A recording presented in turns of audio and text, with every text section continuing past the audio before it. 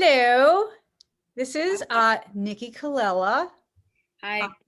from coming to knit the Knit Tapestry YouTube, and Roberta and I are gonna be peppering Nikki crochet questions because she is the crochet designer of the pattern that we're going to be able to give away to participants in the New Jersey Wool Walk, and we have not forgotten our crocheters.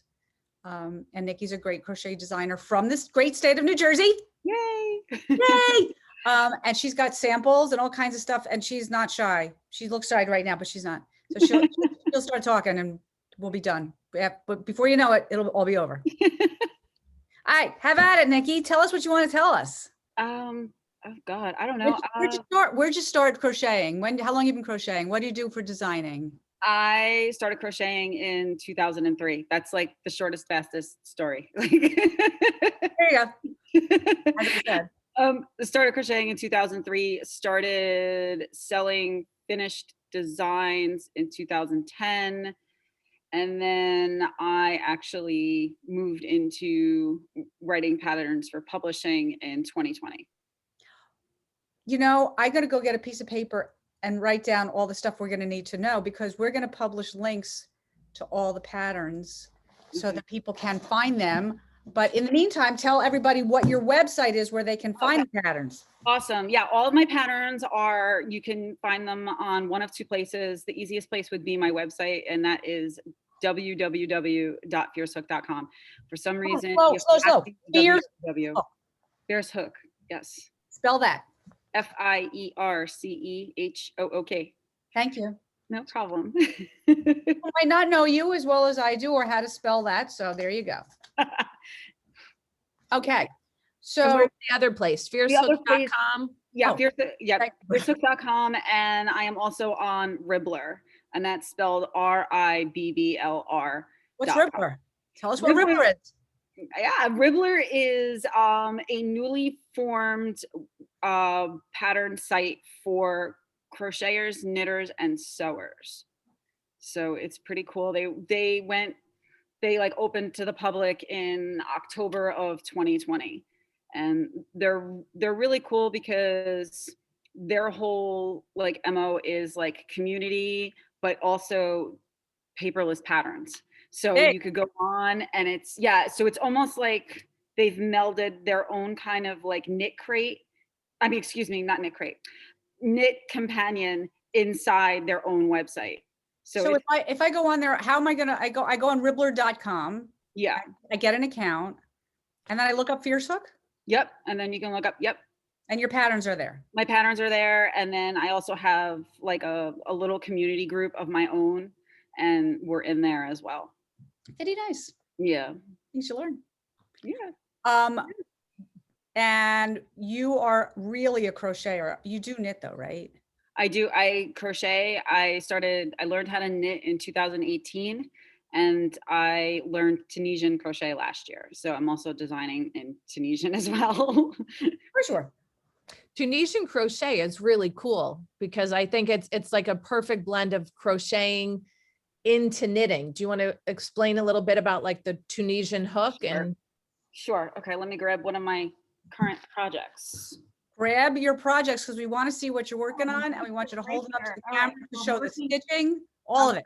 On this one, if there's a whole pile right here off screen, it's insane. It's everything I've designed. We're going to ask you to pull those out one by one. Yeah, that's fine. I can. Okay, so this one is a new one I'm designing. Shawl, I'm guessing. This is Tunisian. Yes, it's a shawl. Oh, really close. All right. Perfect. Not that close. Okay. Pretty good though. I can figure it out. All right. So basically this is Tunisian. So this is actually the back. I'm showing you like a dork. Okay. So here's the front. And what happens is this one is mohair and not fingering weight, lace weight held together. And that's how I'm changing the color. So it's this color throughout, but then I just keep changing the color of the mohair, and that's what's giving me these other colors. Beautiful. Wait, that looks like my yarn. It is your yarn. There you go. I'm gonna pull out a skein while you're keep Yeah. talking. Hold on. So basically what happens is with Tunisian crochet, you are using one hook, okay? And then you have like a big long wire on it. I can't, my brain today is not clicking. You have like a wire on it. The And cord. Yeah. yes, it's a cord. Thank you. Thank you. Thank you. So what happens is you're picking up the stitches like you would in knitting, and you're leaving them on, and then you're working them off on the return pass. So one row is 2 motions. So you have a forward pass where you put all the loops on the cord, and then you have a return pass where you're working all of those loops off the hook. Cool. I'm gonna replace the pin with me. Okay. Show them the skein. Yes, there it is. There it is. Hedgehog fibers. That's the lace. Okay, that was all I needed to interrupt to do. Okay, so that was a shawl. So do you design mostly shawls? I design mostly shawls because I like the whole size. They could be sized for anybody to wear. So that's what I kind of like about the shawls. They're size inclusive. And I did design a granny square shirt. This was one of my first patterns, believe it or not. It's so cute.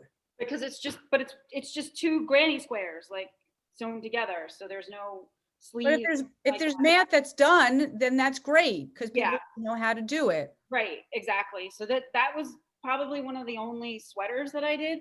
I definitely want to get into doing more of them because I do like it. And I know shawls aren't for everybody, but I love the versatility of them. Well, Like, crochet is moving along, and shawls are a new thing in crochet, sort of. yes. So pull out another one. Okay, pull out another one. Okay, so here, so What was the name of the first Tunisian shawl? the first Tunisian shawl that I showed you that I'm still working on is going to be called Artemis. Oh, but you don't have the name, but it's not published yet. No, it's not published yet because I'm literally still writing it. Never mind. But the name will be Artemis. What's the next one that I'm going to link to in our YouTube notes? So these you can link to. This is Confluence. This is Tunisian. And confluence means that there's 2 bodies of water actually flow into and meet up at a point. So what happened was Suburban Stitcher sent me some yarn to play with. And she sent me slub yarn and she sent me the smooth sock weight. So I came up with this Tunisian shawl. So down here you could see the slub and then it goes right into the smooth yarn. Beautiful. And this is fantastic because I showed you backwards again. Oh my gosh.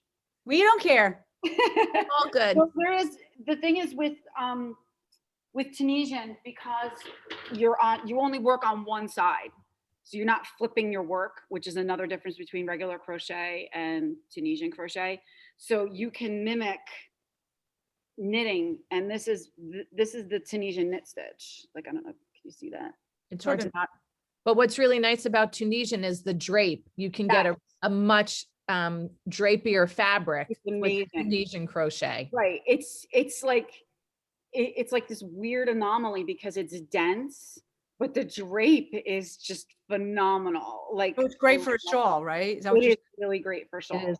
Mm-hmm. Okay, so that is Confluence. This one's Confluence, yeah. And then I did the last piece of Tunisian that I've done. It doesn't even have to be Tunisian. We just want to see your crochet stuff. Yeah, that's fine. I'll get to that. We're not going anywhere. This one is a free pattern through Ribbler, but this is Tunisian in the round. Oh, So okay, cool. This is actually another technique within Tunisian. So there's actually double-ended hooks. So I have one right here. And this is what you use. You actually use a double-ended hook. Cool. Yeah. So What's the name of the free pattern on Ribbler? this one here is a braccio, and that means hug in Italian. ABRACCIO, ABBRACCIO. 2 B's, 2 C's. Okay, Mhm. cool. All right, and then we can get into, I did do a poncho. I don't know if you guys, It's on your website, right? it is on my website. This is the rainy day poncho. I have 2 versions of it. What are This, the versions? the 2 different colorways. Okay. So this one this is the gray one. Oh, pretty. You get the whole length in, and it's really amazing because it's one of these styles that it's very much one size. It's very versatile. Like I've had people in size like 18, 20 make it and still fit them, and you know, I'm like a 6'8" and it fits. So it's really, it's another one that's like it fits the whole, like a huge size range. So we have Terrific. that color. And That then seems very muted for you. I'm actually, it's really strange. I like wearing all black, but then I like using my crochet designs as my pop of color. Like that's just my personality, I guess. And then this was the other one that I made. That's a lot of fun. It's Yeah. really pretty. And then, all right, let's move these down. And then for shawls, we have, I did some over the head like poncho shawls, which was this one here. So this one actually goes, you work this one, you make this one flat, completely flat, and then you just crochet, single crochet along the top to make the seam. And then it could be worn this way, or you can wear it like this down the front, like a poncho, like a. That's cute. Is that worsted weight? This was sport weight, DK, excuse me, DK. This That's was really, DK. what, can you talk about the stitches in that? The stitches, Like a star stitch. yes, this is the, it goes by 2 names. This is either the star stitch or the marguerite stitch, depending on where you reference it. And then up here for ribbing, I did front post and back post double crochets. And then the stitching on the body is an altered form of a double crochet known as a linked double crochet. Interesting. So what you're doing is you're going through, on the pattern itself, there is a tutorial, a video tutorial, but you're actually going through a stitch of the post on the last stitch before when you start forming the next one. So it links them together. Oh. And it makes, like, you see how you have that bar? Mm-hmm. Creates that bar for you. That's beautiful. I haven't done that stitch before. Yeah, so that was pretty interesting. What's the name of that pattern? The name of this one is Autunno, which is autumn in Italian. AUTUN. AUTUNNO. Okay. And then this one, because this is the only knit pattern I have out right now. This was the original design. The original design was knitted, like I wrote it a knitting pattern, and then I translated it into crochet. That's great. So this one here is the star stitch. Ah, And then just like the regular knit stitch here. great. Gotcha. That's Very pretty. Thank you. And these are on your website, right? These are on the website, yes. So It's when you do the pattern, is it going to be, when you look up Autunno, is it going to say Autunno knit poncho and Autunno crochet poncho? Well, no, that one's called Primavera. So they have 2 different names, but I do have them in parentheses on the site. Like if it's a knit pattern or if it's a Tunisian crochet pattern, Gotcha. they're actually denoted. I made sure to put them there. It's okay. Thorough. Spring and fall. Yep. Oh, very nice. Thank you. And then I did, there's another one from your store. We like that. This one was like everything from your store. This love one was actually everything from your store. This was It's crazy stuff. I bought the green yarn on one of the wool walks that we went to like a couple years back. This was that Dream in Color Classy? Trucker hat from Molly Girl. Ah, Molly Girl. Right. This is Fool's Gold from Hedgehog. And then the pink and the turquoise and the purple is Malabrigo. And that's Malabrigo socks. You got all different weights in there. I do. So I mixed, what I did was, because to make the baubles pop more, I used sport weight.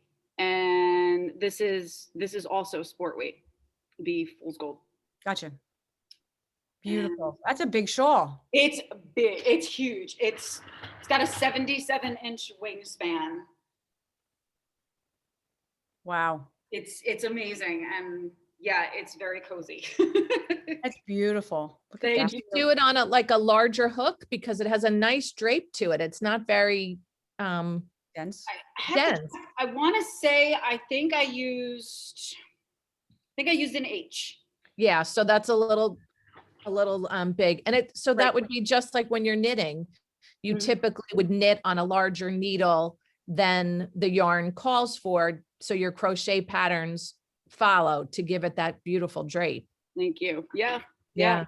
So What's the name of that one again? that one is eye candy. Oh, there you go. Totally is. There's something fabulous about Hold on a second. like a wingspan and you All right, just guys. Yes. wrap it around. Yeah. And then what happened was after I made it, I was like, oh my God, it's so big. I was love kind of it. like, I was like, well, you know what? I really want to make a smaller one. And as I was working on it, I had some different ideas. So I made a smaller version. So this one's called Sweet Tooth. Oh, I love it. Eye candy and sweet tooth. Yes. So does the eye candy take like 2 skeins of that fool's gold? And this one takes like 1 skein plus some extra? It does. Well, the other thing too, with the difference between the eye candy and the Sweet Tooth, is this one is just 2 skeins of fingering. So there you all go. it is. So I kind of like, I definitely like reined it in a little bit. And then I changed the edging on it. So you could see the edging has like, I don't know if you could see. I could see the contrast with the Yeah, edge. it comes in. So it's like a solid point at the bottom. And then the rest is like an eyelet on the sides. But I kept the baubles and, the stripes and stuff like that. So pretty. Thank you. And then another one. This one was with mohair. This one is a really popular pattern. And I was really surprised because I thought that it was going to be more of like, oh, somebody would look at it and be like, oh, I'm not touching it. It's got mohair in it. Like, there's certain people that won't work with certain types of fibers. Yet. Yeah. Yes. And that's the thing. It was just like, I got this mohair on a whim. I literally ordered it off Wish because I didn't personally even know if I was going to like it. So I started working with it. And then all of a sudden the pattern took off. I was quite surprised. So this is a half moon crescent. Is that the name of the pattern, Half Moon Crescent? No, it is Whispered Wish. Whispered Wish. Yes. Oh, that's all right. So that's a new one. No, this one I released last July. I feel like I just posted that on my Instagram. So let's talk about how much you love mohair now that you are converted to a mohair lover. You know what? I mean, I tell the story, but it's true. I went to VKL 2020 in New York City. Like that was like the last one where we all got together. And I have to say, I took a lot of classes and then I stood back and I'm like, this is really strange. Every class I took had something to do with like color and texture and working and melding and all this stuff. And the universal message that I literally got everywhere I went and everyone that I spoke to is that yarn is your paint box. Like yarn is your paint. And it just opened up like a whole nother, like me looking at it like that, it opened up a whole nother realm of creativity because I don't see just one skein and one thing. I see it as part of a larger picture and a larger palette. So mixing is your thing. You could be holding them together or alternating them, but you're probably not going to be designing a plain single stitch, single yarn project? No, I don't. It would That's be. not your thing. It's not my thing, but it's not. I honestly think that it's not like. I don't think people would enjoy it because there's certain things. There's certain aspects of the mohair that you're working along and then if you have to rip back, it's painful. You know what I mean? So not a whole shawl out of mohair, but a little bit here and there. You love crocheting. You love crocheting with mohair now. There's your story. Yeah, I do. I like it. That's where I'm going. And it adds a texture to your projects. Right. And it's a way to experiment. As you see the one I'm working on, it's just like I've taken a solid and I kept that, well, not a solid, but the film noir, and I kept that throughout, and just changing the color of the mohair is changing the entire project. I mean, so that's nothing I would have thought about before. And let's just go do that deep dive. The texture, although ripping out is a little bit more problematic next to your skin, it's not your grandma's mohair, right? Oh, it's so soft. It's so soft. And it's nice. Like the whole idea that mohair, when I was a little kid, it was scratchy because it had no silk in it. Right. And mohairs now, although they might be a little fluffy and you might not like it, that's okay. But it's got silk in it, and the silk makes it real, depending on the silk content, nice or nicest next to your skin, and not super big and scratchy like the sweaters from the 60s. Yeah, I mean, that's the thing. Like, I've had a mohair sweater and I felt like I was like 20 pounds heavier wearing it. I was like, this makes me look so heavy. Like, it's just crazy. Yeah. I did love those sweaters, but I kept wanting them to be soft. But your shawls are going to be soft because because of the new fiber. So that guy was Whispered Wish. That was Whispered Wish. Yes. Okay. Now what? Oh, I can I ask you? Go I ahead. don't want to wait anymore. I don't want to wait. I want to make sure we talk about before. The pattern? Yeah. Okay. So this is another foray into the experimental with me. Why did you do that? Because I asked you to. Thank you very much. Sorry. Well, but I've really spent the last like year and a half or so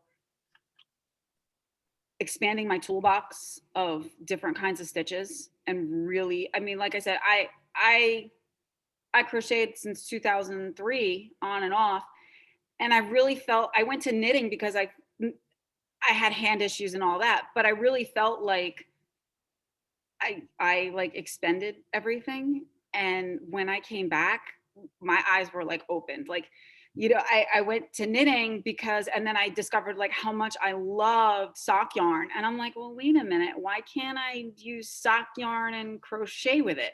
Like, I felt like there was like all of these hidden rules that I was like, oh, I can only use acrylic if I crochet, and I could only, like, it was just really weird. I was putting limitations on myself, you know? And so I've kind of, like I said, gone outside of my box, and I've learned new stitches and teaching myself stuff here and there.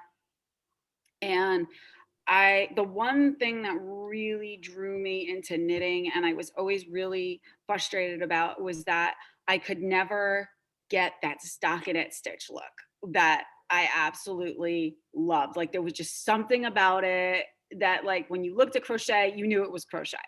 And I was kind of always like torn because I wanted something that looked uniform. Exactly. So back loop, baby. No, the wainscoting stitch. Is that what it is? It's the waistcoat stitch. I call it wainscoting all the time. The waistcoat stitch in the round looks like stockinette. Wait, so A, it's beautiful, and B, what are you crocheting with? I am using, this was like an H hook, and these were minis, actually.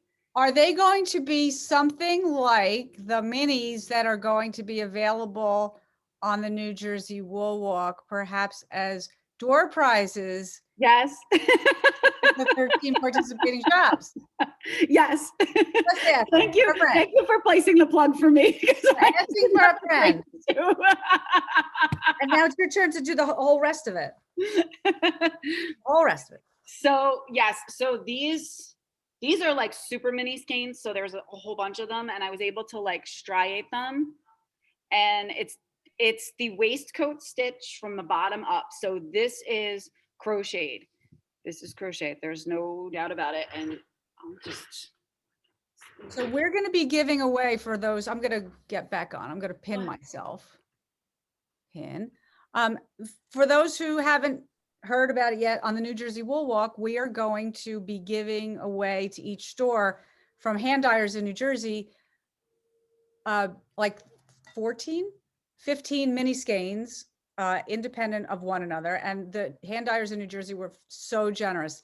And each store is going to be getting these bundles, and those would be perfect. We know that crochet uses more yarn than knitting, but if you don't want to knit with this bundle of minis, or an individual minis, or if you want to knit something that you've purchased, a perfect skein that you don't know how to use, and you crochet, you can use one of Fiercehook's crochet patterns. You can use this cowl. We will be giving away, the stores on New Jersey Wool Walk will be giving away free download codes or the pattern itself to participating passport holders who are going from store to store on the New Jersey Wool Walk. And the stores will know how to get the pattern for you. And this is the New Jersey Wool Walk's signature pattern. And again, the minis fit right into this. So sorry, Nikki, back to you. I'm going to pin No, you. that's fine. We're good. That was my, there you go. I just wanted to show it. Could you see it all? Is it good? Like, am I Stand up a little closer, a little closer. There you go. Oh, it's beautiful. Perfect. It's beautiful. Thank you. And I mean, I could talk about the process a little bit. I kind of just laid out all the colors, and I just wanted to do like a dark to light Roy G. Biv type of thing. And that's kind of what we did. This is what I did last. So if you do want to do this and you do want to use your mini skeins, just look, which by the way, look nothing like what you have. No, it'll be all different. It'll be all different. Right. It'll be all different. But what I suggest is, because you are starting from the bottom and you're working to the top, you want to set it out, like lay out all of your mini skeins first, the way you want to do it, and then work backwards. And that's how I did it. And there were some that I had as I was working along, and I pulled them out because I didn't like the way it was moving. Because when you see them in a skein form and then you start working with them and they're flat, it changes a little bit. But you know, it wasn't that challenging. That's so yeah, that's good. And that's amazing. And it's amazing that you just, what's the name of the pattern, by the way? I'm gonna name it Pixel. Pixel. Yeah. Okay. That's what it kind of reminded me. Like I was doing like, almost like pixel art, we were piecing it together, and I really like the way it came out. I really do too. It looks beautiful on you. Thank you. We're going to close up pretty soon. Is there anything I forgot to ask you? What do I need to ask you? Besides, I have to say again, www.fiercehook.com. Yes. And you're on, you're not on Facebook or Instagram? No, Okay. I was, but no longer. I've gotten super overwhelmed, like, by everything. So we're moving. So website and newsletter. And sign up for the newsletter at fiercehook.com. Yes, it's on there. Yes. So I send out like a blast once a week. This week was crazy, so it didn't get out on time. But I really tried to go back to basics, because I really felt like I was spending so much time on social media and I wasn't spending enough time designing. How are you on YouTube? I do have some. When I make tutorials for the patterns, they are on YouTube. Because this will go on YouTube. So we just wanted to. Yeah, that's cool. You'll be on YouTube. I still have that set up. And then I was using, for a while, I was using Vero, which is like a form of like Instagram. But like I said, I kind of just got like social media overwhelm, and I'm just like, I want to focus. Crochet. Yeah. Roberta, what have we not allowed you to ask? You've been so quiet.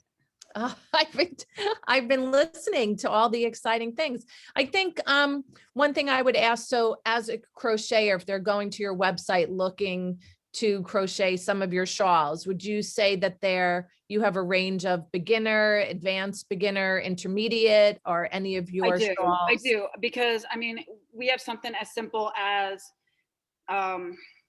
this one, which the name escapes me right now. I apologize. But this one is super simple, and you will learn basic. This is like one of those super skeins. Mm-hmm. So there's like, I don't know, like 600 or 800 yards in this one. And basically you are learning how to increase, and you're just increasing on one side all the way up. So this one's very, very simple, and it's double crochet. Like there's nothing, complicated about it. But then I gone into the realm of like City Lights. City Lights is working with beads. So there's some basic beading in here.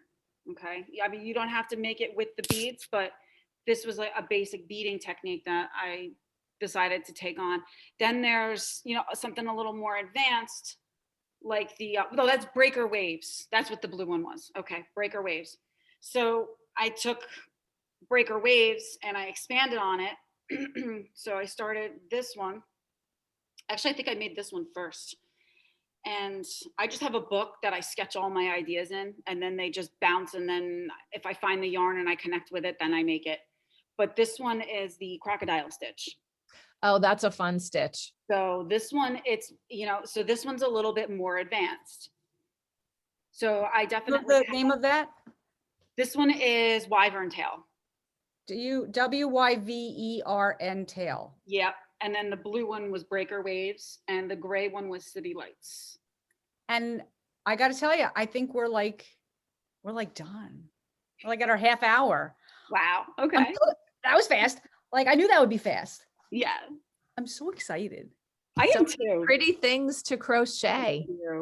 Like we are bistitchual, and we are not afraid to admit it. We tell people that. I go both ways. Me too. That's Mm-hmm. I'm a yarn store. I cannot afford to turn away my crocheters.